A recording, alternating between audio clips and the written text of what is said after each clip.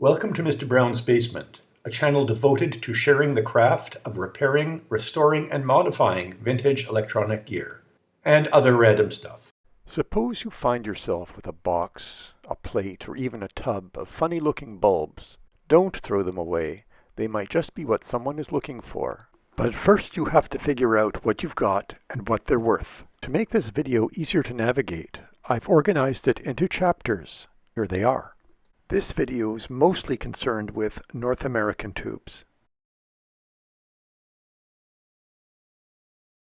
Before devices made out of chips of silicon were invented, the best technology to amplify and process radio, telephone, and TV signals were devices that looked like odd-shaped bulbs.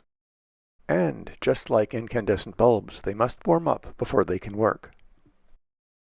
Old radios usually needed 4 to 6 of them. Old TVs often had 10 to 30 of them. In North America, these devices were called tubes, vacuum tubes, or radiotrons. In the UK, they were called thermionic valves, or just valves for short. The first amplifying tube was invented in 1906 by Lee De Forest, who modified Edison's electric lamp to create the first electronic amplifier device. By the early 1920s, primitive radio and telephone repeater tubes were already in production. This is a relatively common tube from the 1920s, a 201A. You can recognize 1920s tubes by their shape and by their type number. These tubes have glass envelopes and are mostly spherical shaped or tear shaped. Tubes in this generation have 4 to 6 metal prongs called pins on a Bakelite plastic bottom piece called a base.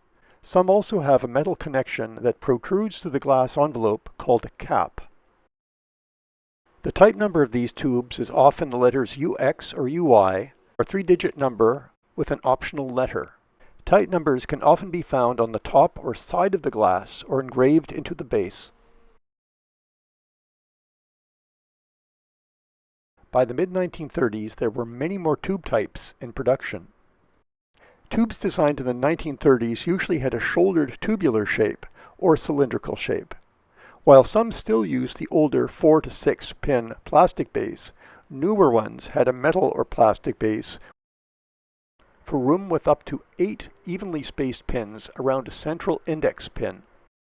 Type numbers for these tubes were either 2 digits plus an optional letter, or a number from 0 to 117, followed by 1 or 2 letters, followed by a second number from 3 to 8, followed by optional letters. Most tubes of this era have a glass envelope, but a few have glass with metal spray, or a metal shell instead. Incidentally, this tube naming system is called the RETMA tube designation, and I'm not going to say much more about it other than it's a system with more exceptions than rules. But if you want to learn more about it, here's a link.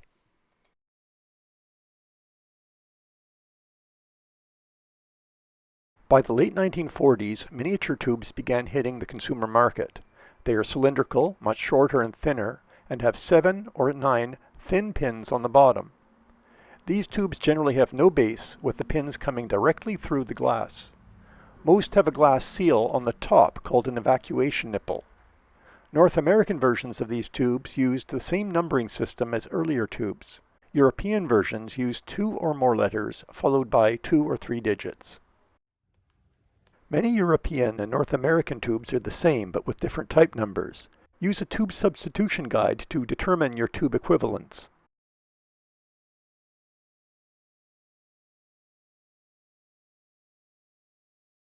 By the 1950s and 1960s, multifunction tubes became available. These were mostly for televisions and helped manufacturers cut costs by reducing part counts. These Compactron and Novar tubes were like miniature tubes except fatter, with 9 or 12 pins and an evacuation nipple on the bottom. Their numbering scheme is similar, except the second number can be as high as 11.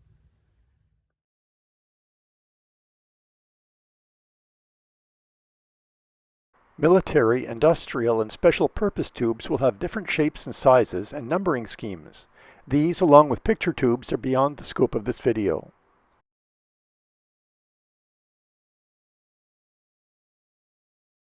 Untested, as is, and tubes with their markings rubbed off are generally not worth much. There is a large and thriving market for new and used tubes. Fundamentally, how much a tube is worth depends on supply and demand, and has little to do with how old it is. Prices vary by time and location, so before you decide what to ask for your tubes, you need to do some research. Some tube types were used in many product models by many manufacturers. This is data on the 6AU6 tube. You can see that it was used in many sets. Consequently, millions and millions of these tubes were made, and even after 50 years or more, many remain readily available as new in box, new old stock, or on the used market. The good news is that you'll have no trouble selling them because they're in demand. The bad news is that you're not going to get a lot for each one. On the other hand, some tubes were used in many sets, but they weaken after only a few hundred hours of use. If you have an unused 6E5 to sell, it will be a good day for your wallet.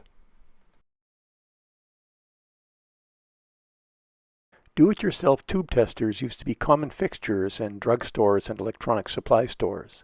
But now, if you need to test a few tubes, it's much harder to find a tube tester.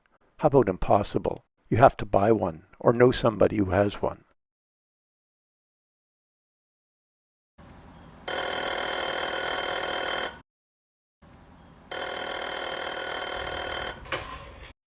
Good afternoon, Mr. Brown. This is your annoying neighbor. Hi, annoying neighbor. You can write with a pencil if it isn't broken. I can use the screwdriver to clean the dishes. Can I please borrow your tube tester? No, you didn't return it last time. Oh, then can I borrow a spoonful of washing machine? I can use the carpenter's triangle to tell my wife I love her. Come on, Mr. Brown. Don't hang up on me again. I hope my neighbor enjoys this video and subscribes to Mr. Brown's Basement, and I hope you do as well. Tube testers are still available in the used market, many having formerly been used by radio and TV repair technicians. There are two kinds of tube testers: emissions testers, which are simpler and cheaper, and transconductance testers. But emissions testers are good enough the majority of the time. Most buyers will pay much less for an untested tube. If you have a tube with a white or chalky haze on the inside surface, that's a sign that the tube's glass envelope has cracked and air has seeped in. Once that happens, it can no longer work and the tube is worthless e-waste. For most tubes, the manufacturer printed on the side of the tube is not important. That's because many tubes were made by just a few manufacturers and were stamped with different brand names. However, for audiophiles, brand does matter, so tubes aimed at audiophiles should definitely include the brand. Audiophiles are very particular with tubes to achieve their idea of sonic perfection. If you have the tube they seek, they may be prepared to pay handsomely for it. When trying to figure out how much a tube is worth, start by going online to various tube dealers. This will give you a starting point, but make sure you look carefully because yes, there are instances of more than one tube type with the same number, and cases where a single extra letter makes a huge difference in what kind of tube it is. Radio clubs may be able to put you in contact with people who buy and sell tubes. Radio clubs are made up of people who collect, refurbish, and restore old radios and TVs for their distinctive styling and user experience. That means there is still a healthy demand for many tube types to keep this equipment running. When pricing a tube, it's essential to disclose whether the tube is strong, weak, untested, or display only, in other words, dead.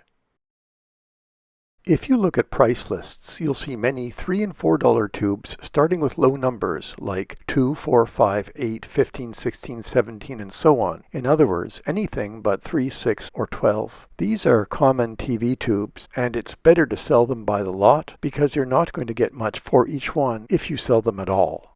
Finally, if you're shipping tubes, make sure to pack the tubes with multiple layers of bubble wrap.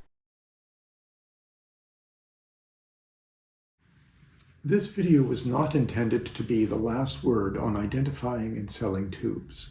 Nonetheless, I hope you found it useful. If you want me to do more videos about tubes, please let me know in the comments. I appreciate your feedback. Please also consider liking and subscribing to Mr. Brown's Basement for more videos on repairing, restoring, and modifying vintage electronic gear and other random stuff. As always, thanks for watching.